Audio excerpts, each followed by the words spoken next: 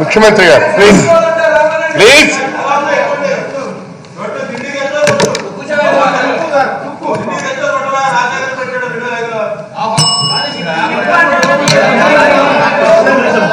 ఆపాలబ్బా CM గారు. అధ్యక్ష,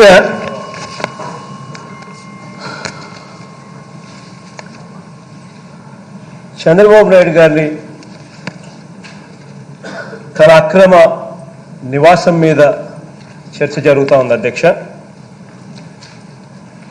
చంద్రబాబు నాయుడు గారి అక్రమ నివాసం పక్కనే గ్రీవెన్స్ హాల్లో గవర్నమెంటే గ్రీవెన్స్ హాల్ అక్రమంగా కట్టి,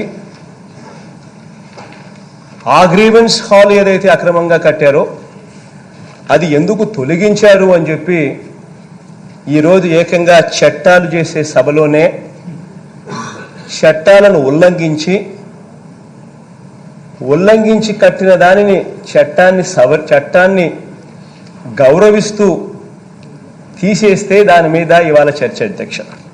నేను ఒక్కసారి మీ ద్వారా చంద్రబాబు నాయుడు గారిని అడుగుతా ఉన్నా అధ్యక్ష. ఎక్కడైనా కూడా మన మహారాష్ట్రలో, మన బాంబేలో ఫ్లడ్స్ వచ్చినాయి అధ్యక్ష.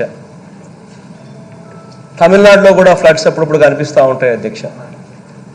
విపరీతమైన ఫ్లడ్ వస్తుంది, విపరీతమైన వర్షాలు వస్తాయి, నగరాలే ఏకంగా మునిగిపోయే పరిస్థితులు. మన మహారాష్ట్రలో బాంబేలో ఫ్లడ్స్ వచ్చినప్పుడు అయితే మన కళ్ళ ముందున్న టీవీలలో అందరం కూడా చూసాం. 10 వారం రోజుల కిందట ఏకంగా ఈ స్థాయిలోకి నీళ్ళు వచ్చి పూర్తిగా ఏ రకమైన ఇబ్బందులు పడ్డారో అందరం కూడా చూసాం అధ్యక్ష. ఇవన్నీ ఎందుకు జరుగుతూ ఉన్నాయి అధ్యక్ష? ఎందుకు ఈ నగరాలలో నీళ్లు పోలేని పరిస్థితి ఎందుకు వస్తూ ఉంది? ఎందుకు ఒక ఫ్లడ్ వచ్చినా, ఒక ఎక్కువ వర్షాలు వచ్చినా ఎందుకు ఈ నగరాలన్నీ కూడా విలబలలాడిపోయే పరిస్థితి ఎందుకు వస్తూ ఉంది అధ్యక్ష? దానికి కారణం ఏంటంటే అధ్యక్ష, ఎప్పుడైనా కూడా నీళ్లు పోయే మార్గం, ఫ్లడ్ పోయే మార్గాన్ని ఎవరూ కూడా అడ్డుకట్ట వేయరాదు. ఫ్లడ్ పోయే మార్గంలో ఎప్పుడైతే మీరు అడ్డుకట్టలు వేస్తూ పోతారో అప్పుడు ఆ ఫ్లడ్ కోర్సును మనం అడ్డుకుంటా ఉన్నాం. ఆ ఫ్లడ్ కోర్సును ఎప్పుడైతే మనం అడ్డుకుంటామో అప్పుడు నీళ్లు న్యాచురలీ ఇలా పోవాల్సిన మార్గంలో వేరే చోట దాని ఇంపాక్ట్ ఎక్కడో కనిపిస్తుంది. దాని ఇంపాక్ట్ ఇంకా వేరే చోట ఎక్కడో కనిపించినప్పుడు అక్కడ విపరీతంగా మునిగిపోయే పరిస్థితులు వస్తాయి అధ్యక్ష. ఎంత డేంజరస్ సిచ్యువేషన్ ఇది అని చెప్పడానికి ఒక చిన్న ఎగ్జాంపుల్ అధ్యక్ష. ఇది నేను ఒకసారి మామూలుగా ఎక్కడైనా కూడా నది పక్కన ఇల్లులు కట్టాలి అని అంటే ఆ ఇల్లులు కట్టే అధికారం, ఆ ఇల్లులు కట్టడానికి పర్మిషన్ ఇచ్చే అధికారం వీళ్ళెవరికి ఉండదు అధ్యక్ష. ఆ అధికారం ఉండేది రివర్ కన్జర్వేటర్కు మాత్రమే అధికారం ఉంటుంది అధ్యక్ష. It comes under the river conservator act కింద, రివర్ కన్జర్వేషన్ యాక్ట్ కిందకు వస్తుంది అధ్యక్ష. రివర్ కన్జర్వేటర్కు మాత్రమే అధికారం ఉంటుంది అధ్యక్ష, అక్కడెక్కడైనా పర్మిషన్స్ ఇవ్వడానికైనా కూడా. ఇక్కడ ఈ పరిస్థితుల్లో ఇక్కడ చంద్రబాబు నాయుడు గారి నివాసం ఉంటా ఉన్న ఇల్లు అయితేనేమి, చంద్రబాబు నాయుడు గారి నివాసం పక్కనే ఉన్న ఈ గవర్నమెంట్ కట్టడాలలో ఏదైతే ఇల్లీగల్గా కట్టిన భవనం అయితేనేమి, వీటికి సంబంధించి రివర్ కన్జర్వేటర్ చంద్రబాబు నాయుడు గారి ప్రభుత్వం అడిగితే, పర్మిషన్ ఇవ్వమని చెప్పి అడిగితే, రివర్ కన్జర్వేటర్ ఏం చెప్పాడో ఒక్కసారి ఈ లెటరు ఒకసారి టీవీ మీద నేను చూపిస్తా అధ్యక్ష. ఒకసారి let the entire assembly also see, assembly ద్వారా లెట్ రాష్ట్ర వ్యాప్తంగా ఉన్న ప్రజలంతా కూడా చూడమని అడుగుతా ఉన్నా. ఒకసారి చూడండి అధ్యక్ష. దిస్ లెటర్ వాస్ మీ కళ్ళ ముందునే కనిపిస్తా ఉంది అధ్యక్ష. సెప్టెంబర్ 2017 అధ్యక్ష. ఇది రాసింది కొంచెం రాసింది కూడా కొంచెం పైకి పోండి ఒకసారి, కొంచెం పైకి తీసుకొని పోతే రాసింది అధ్యక్ష executive engineer Krishna, central division, Vijayawada అధ్యక్ష. ఎగ్జిక్యూటివ్ ఇంజనీర్ రాసినాడు అధ్యక్ష. కొంచెం ఆ లెటర్ ఇంకా పైకి కొంచెం పైకి తీసుకొని పోండి అన్న కొంచెం అధ్యక్ష. అక్కడ ఒకసారి గమనిస్తే అధ్యక్ష ఆయన ఏమని రాసినాడు అధ్యక్ష, ఈ సబ్జెక్టు కూడా ఒకసారి సబ్జెక్ట్ ఒక్కసారి ఏమనుకోకుండా కొంచెం కిందికి పోండి. సబ్జెక్ట్ అధ్యక్ష, construction of grievance hall within the premises of Honorable Chief Minister / Camp Office in an extent of 1200 square meters subject అంటే ఆ గ్రీవెన్స్ హాల్కి సంబంధించిన సబ్జెక్ట్ అధ్యక్ష. ఇంకా కాస్త ముందుకు పోమ్మా, కొంచెం ముందుకు పోన్నా, ఇంకా కొంచెం ముందుకు పోన్నా అధ్యక్ష. ఒకసారి నేను హైలైట్ చేసిన పోర్షన్ ఒకసారి చదవండి అధ్యక్ష. ఒకసారి చదివి నేను వినిపిస్తాను అధ్యక్ష. గౌరవ సభ్యులందరూ కూడా స్క్రీన్ మీద అది కూడా చూడొచ్చు అధ్యక్ష. అధ్యక్ష, ఇక్కడ ఈ రివర్ కన్జర్వేటర్ అధ్యక్ష, రివర్ కన్జర్వేటర్ గా ఉన్న అధికారం ఉన్న వ్యక్తి అధ్యక్ష ఎగ్జిక్యూటివ్ ఇంజనీర్. తన దగ్గర నుంచి తను ఏమని రాశాడు చూడండి అధ్యక్ష. The maximum flood level is 22.60 meters. అంటే ఇప్పుడు చంద్రబాబు నాయుడు గారి ఇంటిని ఒకసారి గమనిస్తే అధ్యక్ష, మనము ఈ అసెంబ్లీకి రావాలి అని అనుకుంటే అదే బండ్ మీదనే వస్తాం అధ్యక్ష. అంటే ఆ బండ్ మీద నుంచి ఒకసారి ఇలా బండ్ మీద కారు పోతా ఉన్నప్పుడు ఇలా బండ్ మీద ఇలా చూస్తే అధ్యక్ష, ఇలా కిందికి తిరిగి చూస్తే కింద చంద్రబాబు నాయుడు గారి ఇల్లుతో పాటు చంద్రబాబు నాయుడు గారితో పాటు అనేక ఇల్లులు కింద లెవెల్లో కనిపిస్తాయి అధ్యక్ష. అంటే బండ్ ఈ స్థాయిలో ఉంటుంది అధ్యక్ష. చంద్రబాబు నాయుడు గారి ఇల్లులు ఇవన్నీ కూడా ఈ గ్రౌండ్ లెవెల్లో ఇక్కడ ఉంటాయి అధ్యక్ష. మీ అందరికి కూడా అసెంబ్లీకి వచ్చేటప్పుడు బహుశా అందరికీ కూడా కనిపిస్తుంది. This is the difference in levels అధ్యక్ష.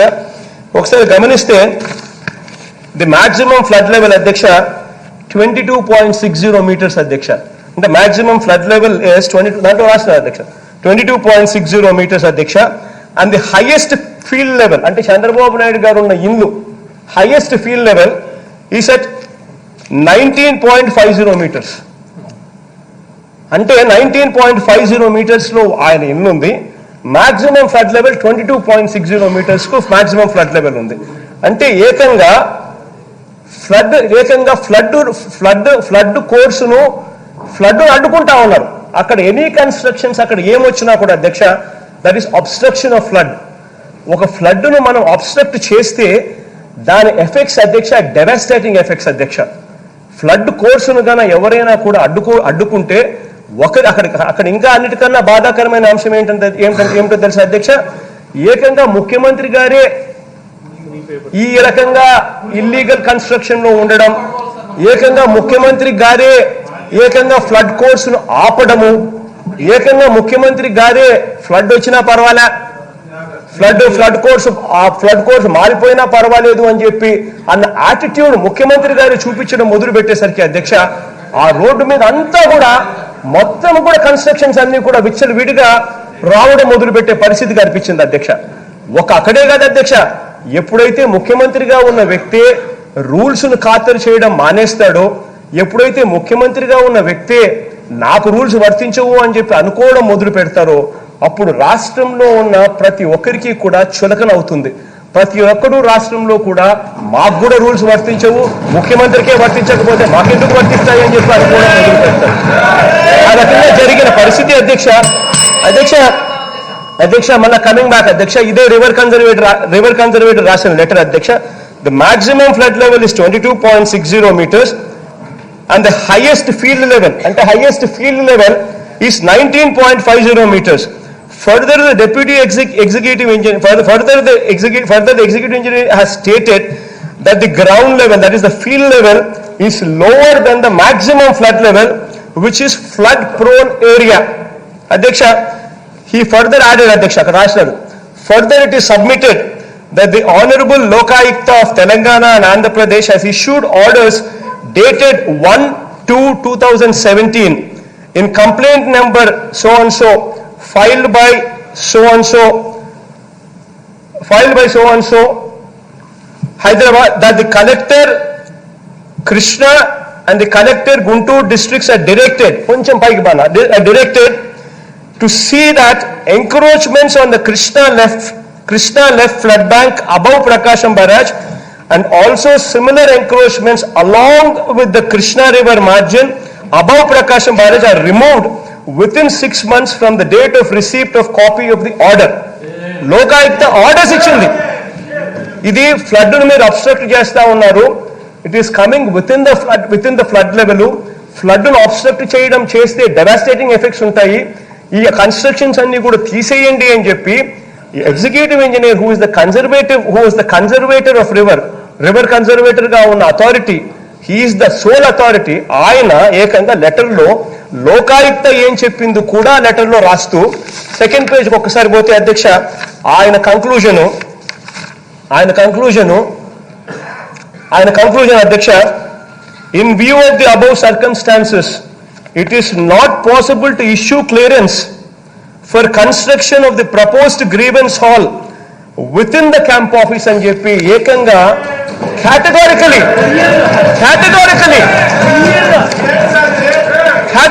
అధ్యక్ష, yours faithfully executive engineer KC division Vijayawada. I mean categorically the officials have said ఇది పర్మిషన్ కాదు, ఇవ్వలేము అని చెప్పి కేటగారికల్ గా రాసిన నేను ముఖ్యమంత్రి, నన్నెవడు ఆపుతాడు, నేను చేయాలనుకుంటే మీరెవరండి ఆపేదానికని ఏకంగా ఈ ఆర్డర్స్, రివర్ కన్జర్వేట్ ఇచ్చిన ఆర్డర్స్ కూడా పక్కన చెత్తబుట్టలో పడేసి అక్కడికి పోయి గవర్నమెంటే ఏకంగా దగ్గరుండి ఇల్లీగల్ కన్స్ట్రక్షన్ యాక్టివిటీ అక్కడ చేసింది అధ్యక్ష. when this is happening direct గా తెలిసి చట్టాలను ఉల్లంఘిస్తూ ఆ చట్టాలను ఉల్లంఘించినందువల్ల దానికి వచ్చే రామిఫికేషన్స్ చాలా సివియర్.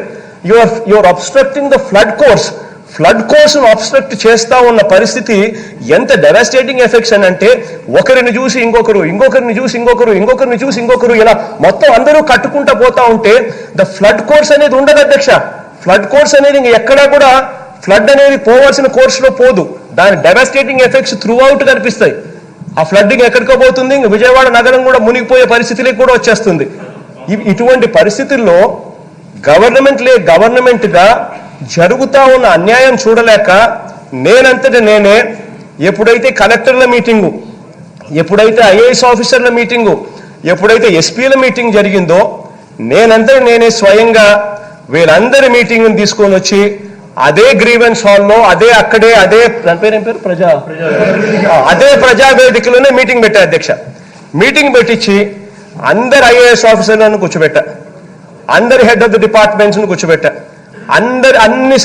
అందరి సెక్రటేరియట్లను కూర్చోబెట్టా, ఆ కలెక్టర్లను కూర్చోబెట్టాను, ఎస్పీ గారిని కూర్చోబెట్టిన తర్వాత నేను వాళ్ళకి ఒకటే అడిగా, మనం అందరం కూడా ఐఏఎస్ ఆఫీసర్లం, మనమంతా కూడా చట్టాలను తయారు చేసేవాళ్ళం, మనమంతా ఐపీఎస్ ఆఫీసర్లము, మనమంతా సెక్రటరీలము, మనమంతా క్యాబినెట్ మినిస్టర్లము, అందరూ క్యాబినెట్ మినిస్టర్లు కూడా ఉన్నాం. సాక్షాత్తు నేనే ముఖ్యమంత్రి హోదాలో నేను ముఖ్యమంత్రిని. ఇంతమంది గవర్నమెంట్ నడిపే వ్యవస్థ ఇదంతా, ఇంతమందిని గవర్నమెంట్ నడిపే వ్యవస్థలో ఉన్న వాళ్ళం మనమంతటా మనమే ఒక ఇల్లీగల్ బిల్డింగ్లో, ఒక ఇల్లీగల్ కన్స్ట్రక్షన్లో, చేయకూడని విధంగా చేసిన ఇల్లీగల్ బిల్డింగ్లో మనం కూర్చొని మనం ఈ రకంగా మీటింగ్ పెట్టుకుంటా ఉంటే మనం ఏ రకమైన సంకేతం రాష్ట్ర ప్రజలకు మనం పంపిస్తా ఉన్నాము అని చెప్పి నేను ఐఏఎస్ ఆఫీసర్ అందరినీ అడిగాను అధ్యక్ష. ఎస్ అధ్యక్ష, రూల్ అనేది ఎవరికైనా ఒకటే, ముఖ్యమంత్రికైనా ఒకటే రూలే, సామాన్యునికైనా ఒకటే రూలే.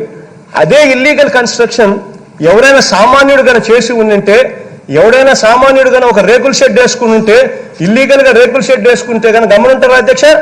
వెంటనే పోతారు అధికారులు అక్కడికి వెళ్ళి, వెంటనే అధికారులు అక్కడికి పోయి ఆ రేకుల షెడ్ను వెంటనే తీసేసే కార్యక్రమం చేస్తారు. ఏమంటే సామాన్యుడు కాబట్టి తీసేస్తారు. అదే ఒక రేకుల షెడ్ వేసుకున్న సామాన్యునికి ఒక న్యాయము, అదే ముఖ్యమంత్రిగా ఉన్న వ్యక్తికి ఏకంగా ఇల్లు కట్టుకొని చూడధ్యక్ష ఒక్కసారి అందరినీ కూడా చూపిస్తా ఉన్నాను అధ్యక్ష. డైరెక్ట్ గా రివర్ పక్కనే ఏకంగా ఈ మాదిరిగా ఇల్లులు కట్టుకొని ఫ్లడ్ కోర్సునే ఏకంగా అడ్డుకునే పరిస్థితి జరుగుతూ ఉంటే ఇంకా ముఖ్యమంత్రులకు ఒక రూలు, అధికారంలో ఉన్న వాళ్ళకు ఒక రూలు, చివరికి ప్రతిపక్షంలో చంద్రబాబు నాయుడు గారు అయితే ఆయనంతటా ఆయన 40 ఏళ్ళ ఇండస్ట్రీ అంటాడు, 40 ఏళ్ళ ఎక్స్పీరియన్స్ అంటాడు, 40 ఏళ్ళ రాజకీయ చరిత్ర అంటాడు. ఏందధ్యక్ష రాజకీయ చరిత్ర? ఒక 40 ఏళ్ళ వయసులో రాజకీయ చరిత్ర ఉంటే నలుగురికి రోల్ మోడల్ గా ఉండాలి.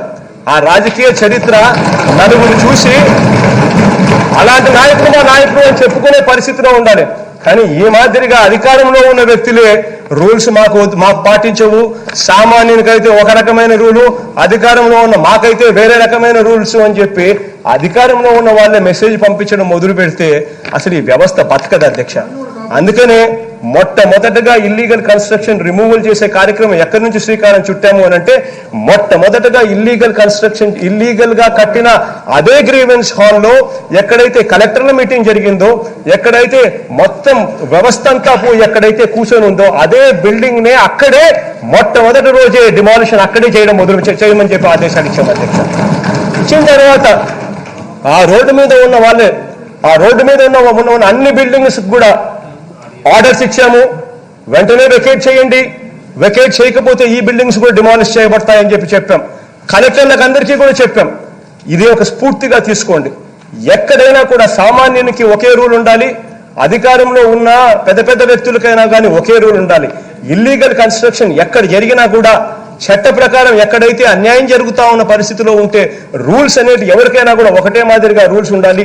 దీన్ని స్ఫూర్తిగా తీసుకొని పూర్తిగా ఏమేం చేయాలో ప్రతి చోట ప్రతి జిల్లాలోనూ కూడా అదే చేయండి అని చెప్పి ఆదేశాలు ఇచ్చాం. అటువంటి ఆదేశాలు ఇచ్చి ఈ చెడిపోయిన ఈ వ్యవస్థను మార్పు చేయడం కోసం 4 అడుగులు ముందుకు వేస్తా ఉంటే దాన్ని కూడా వక్రీకరిస్తూ దాన్ని కూడా తప్పులు పట్టే ఇలాంటి రాజకీయ నాయకులు ఉన్నంత వరకు ఈ వ్యవస్థ ఎప్పుడూ కూడా బాగుపడదు అధ్యక్ష.